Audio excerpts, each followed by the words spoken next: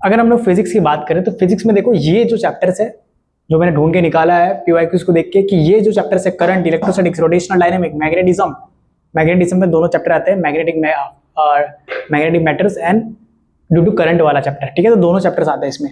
उसके बाद ray optics, रे ऑप्टिक जो है वो 11th का पार्ट है, ठीक है।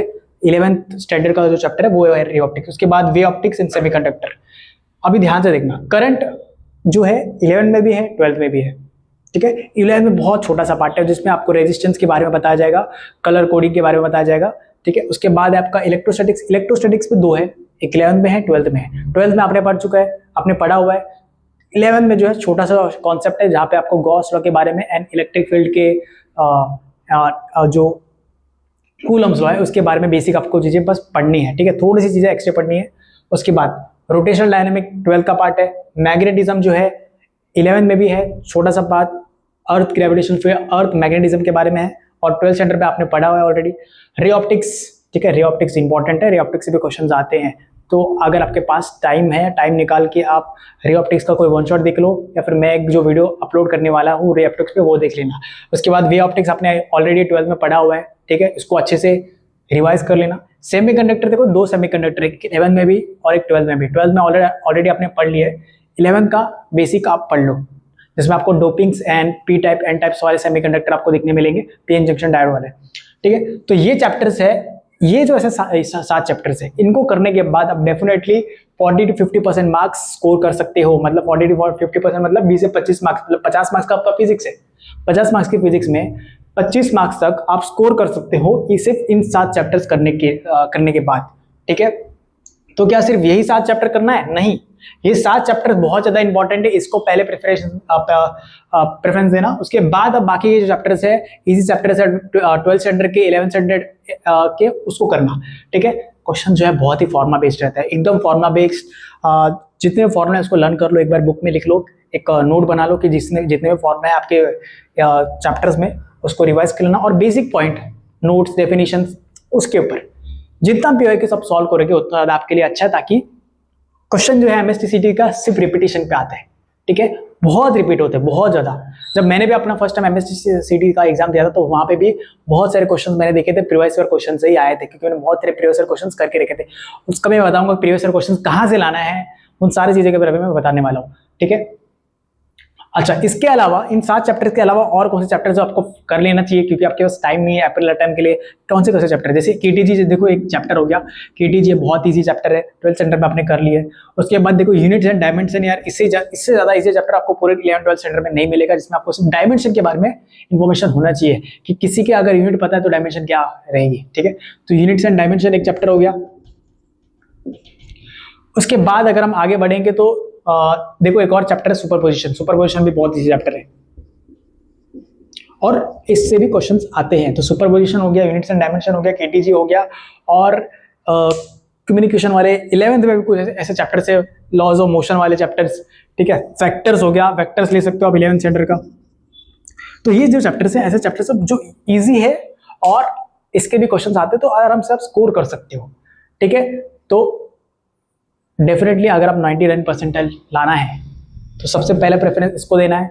उसके बाद इसी चैप्टर जितने भी आपको उसको कंप्लीट करना है एंड देन रिमेनिंग टाइम पे आप जो बचे कुछ चैप्टर्स है उस पर फोकस कर सकते हो जो आपने 12th में की है, ठीक है।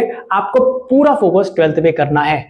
एक चीज ध्यान देना, सीटी में अगर अच्छा करना है, अच्छा स्कोर करना है तो आपको डेली बेसिस पे 50 to 60 क्वेश्चन सॉल्व करना है। कितने क्वेश्चंस मैं बोल रहा हूँ, 50 से 60 क्वेश्चन आपको डेली बेसिस पे करना है। अगर आप 50 से 60 क्वेश्चन करना सीख गए डेली बेसिस पे, पहले दिन नहीं होएगा, पहले दिन आपका 10 क्वेश्चन होएगा, पहले दिन आपका 20 क्वेश्चन होएगा, 30 क्वेश्चन होएगा, लेकिन ऐसे करते करते करते करते एक हफ्ते के अंदर, 2 हफ्ते के अंदर आप डेफिनेटली 60 क्वेश्चन से 100 क्वेश्चन करना स्टार्ट कर देंगे। जो भी बच्चा अगर 60 क्वेश्चन से 70 क्वेश्चन करना स्टार्ट कर देता है पहले दिन से ही या दूसरे दिन से ही, डेफिनेटली टाइम लगेगा आपको, डेफिनेटली आपको टाइम लगेगा, बट उसको करने के बाद आप अच्छा मार्क्स स्कोर कर सकते हो, ठीक है। ये हो गया फिजिक्स का स्ट्रैटेजी। इसके बाद देखते हैं हम लोग मैथ्स एंड केमिस्ट्री में क्या है।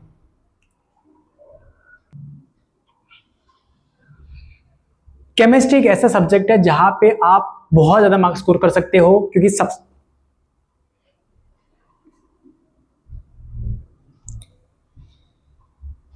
फिजिक्स केमिस्ट्री मैथ्स, अगर इन तीनों में कंपेयर करो कि सबसे ज्यादा टाइम आपको किस में देना चाहिए, तो सबसे ज्यादा टाइम आपको केमिस्ट्री पे देना चाहिए, क्योंकि सबसे इजी क्वेश्चन जो है इस पे ही बनते हैं।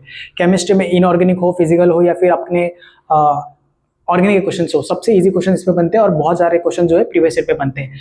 तो जितना भी आपका टाइम टेबल टाइम आप पढ़ने वाले हो 6 आवर 8 आवर्स, उसमें मैक्सिमम टाइम आपको मैथ्स एंड केमिस्ट्री को देना है, या तो बायो एंड केमिस्ट्री को देना है। फिजिक्स को सबसे कम देना है, उस पर भी हम लोग आगे बात करने वाले हैं। बट पहले ये देख लो कि चैप्टर्स कौन से हैं केमिस्ट्री में जो आपको करने हैं 11th एंड 12th के, ठीक है।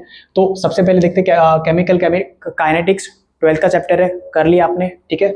इलेक्ट्रोकेमिस्ट्री 12th का चैप्टर है, कर लिया आपने, तो उस पर थोड़े क्वेश्चंस करना स्टार्ट कर दो। उसके बाद कोऑर्डिनेशन कंपाउंड बहुत से स्टूडेंट को डिफिकल्ट लगता है, ठीक है, चाहिए तो इसका वन शॉट देख लेना, कोऑर्डिनेशन कंपाउंड का कोई पे भी आपको यूट्यूब पे मिल जाएगा।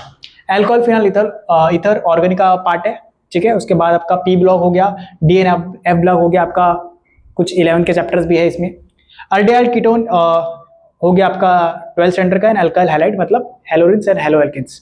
तो ये चैप्टर्स है जहाँ पे आपको 3 चैप्टर्स आपको ऑर्गेनिक के दिखेंगे, और 3 चैप्टर्स आपको इनऑर्गेनिक के दिखेंगे, और 2 चैप्टर आपके फिजिकल के दिखेंगे। तो ये जो 8 चैप्टर्स है, ये टोटल आपके 40 to 50% आपके मार्क्स कवर करते हैं केमिस्ट्री के एग्जाम में। मतलब 20 से 25 मार्क्स आपको ये 8 चैप्टर आपको देने वाले हैं सिर्फ, ठीक है। मतलब 11th के चैप्टर्स प्लस 12 के चैप्टर्स मिला के उन सब में सिर्फ ये 8 चैप्टर्स आपको 20 से 25 मार्क्स देने वाले हैं।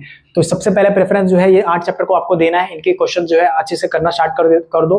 क्वेश्चंस कहाँ से लाने हैं, प्रीवियस ईयर के क्वेश्चंस कहाँ से लाने हैं, मोस्ट इंपोर्टेंट क्वेश्चंस कहाँ से लाने हैं, वो सारे जो है क्वेश्चंस मैं आपको प्रोवाइड करने वाला हूँ, ठीक है। उसके बाद फिजिकल केमिस्ट्री में देखो बहुत सारे क्वेश्चन जो रहते हैं वो फॉर्मुला बेस्ड रहते हैं, ठीक है। तो उसको फॉर्मुला, उसकी डेफिनेशन और यूनिट्स, इस पे आपको ज्यादा फोकस करना है।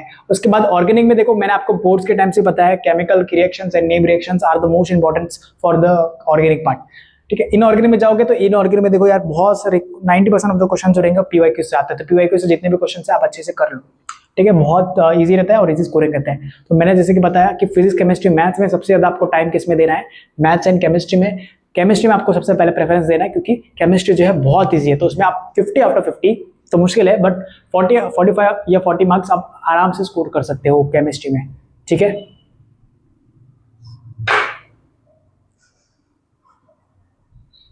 इंपॉर्टेंट इंडेफिनेट का हो या इनडेफिनेट का, दोनों इंटीग्रेशन बहुत ज्यादा इंपॉर्टेंट है इसमें, ठीक है।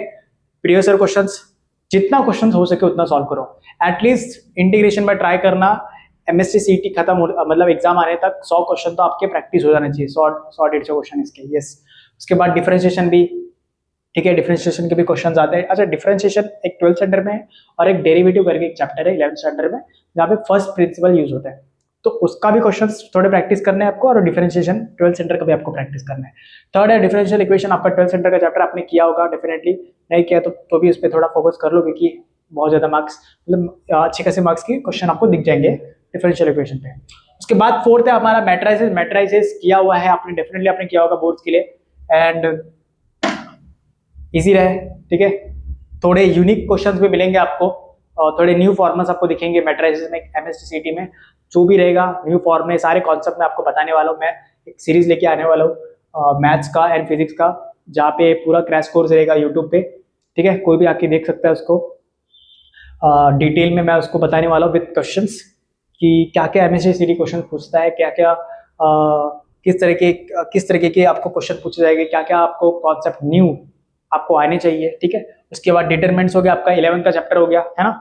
उसके बाद प्रोबेबिलिटी हो गया, उसके बाद आपका वेक्टर्स हो गया। प्रोबेबिलिटी 11th का पार्ट है ना। प्रोबेबिलिटी आपका एक 12th का भी है, जो कि प्रोबेबिलिटी इंटीग्रेशन में बेस्ड है, वो छोटा वाला, एंड आपके 11th में भी है, ठीक है, जिसमें बायस थ्योरम, कंडीशनल प्रोबेबिलिटी करके कॉन्सेप्ट आते हैं। 7th में आएगा आपका vectors and 3D, 7th vectors and 8th chapter आपका 3D मतलब लाइन एंड प्लेन, ठीक है। तो ये दोनों ही चैप्टर्स बहुत ज्यादा इंपॉर्टेंट है एमएससी सीटी के लिए, वेक्टर्स एंड 3D बोर्ड्स में बहुत ज्यादा इंपॉर्टेंट होते हैं ना, 12-12 मार्क्स के क्वेश्चंस आते हैं इसके। तो 1-2 ये 8 चैप्टर ऐसे हैं कि आपके टोटल 50% मार्क्स कवर करते हैं आपके मैथ्स के एमएससी सीटी के एग्जाम में। मतलब आपके टोटल 40 से 50 मार्क्स बना सकता है 100 में से 40 से 50 मार्क्स आपके सिर्फ यही 8 चैप्टर बनाएंगे। तो इस मैथ्स में सबसे पहले प्रेफरेंस इसको ही देना है, और सारे इसके जितने भी क्वेश्चन है उसको अच्छे से कर लेना है, ठीक है। क्वेश्चंस कहाँ से लाएंगे, क्वेश्चंस मैं सारे पूरा आपको प्रोवाइड करने वाला हूँ, ठीक है। पूरा डिटेल जो है मैं आपको आखिरी में बताने वाला हूँ कि क्या क्या है क्या नहीं, ठीक। अब मैथ्स जो है ना बहुत ही टाइम कंज्यूमिंग है, जो क्वेश्चंस रहेंगे वो फिजिक्स एंड केमिस्ट्री पे जैसे नहीं रहेंगे कि आपको फटाक से क्लिक हो जाएगा। थोड़ा आपको आपको बहुत प्रैक्टिस करना पड़ेगा, बहुत मतलब आपको डेली बेसिस पे 2 घंटा आप अगर मैथ्स को देते हो, क्या बोल रहा हूँ मैं, डेली बेसिस पे आपको मैथ्स को 2 घंटा आपको देना है, तो ही आपका मैथ्स जो है अच्छे से आप मार्क्स उसमें स्कोर कर सकते हो। 2 घंटा दोगे, प्रैक्टिस करोगे, डेली बेसिस पे आपको 30 से 40 क्वेश्चन आपको करना है। 30 से 40 क्वेश्चन आप कर लोगे सिर्फ मैथ्स के, यस सिर्फ मैथ्स का आपको 30 से 40 क्वेश्चन करने हैं। ओके, तो 30 से 40 क्वेश्चन करने के बाद आप मतलब अच्छे मार्क्स स्कोर कर सकते हो। तो ये तरीका है आप मैथ्स में अच्छे अच्छे मार्क्स स्कोर करने के लिए। क्वेश्चन जो है फॉर्मा बेस्ड रहेगा, बट फिर भी कैलकुलेशन बहुत लंबा रहता है उसमें, तो वो उसमें टाइम कंज्यूम ज़्यादा होगा, तो इसलिए आपको बहुत ज़्यादा प्रैक्टिस की जरूरत है मैथ्स के लिए। ठीक है, 100 मार्क्स का मैथ्स है आपका। तो ये था हमारा मैथ्स में कि क्या इंपॉर्टेंट है। इसके बाद देखते हैं कि एमएससीटी में हमें क्या डेली बेसिस में क्या करना चाहिए, कितने घंटे पढ़ने चाहिए। ठीक है, आगे बढ़ते हैं।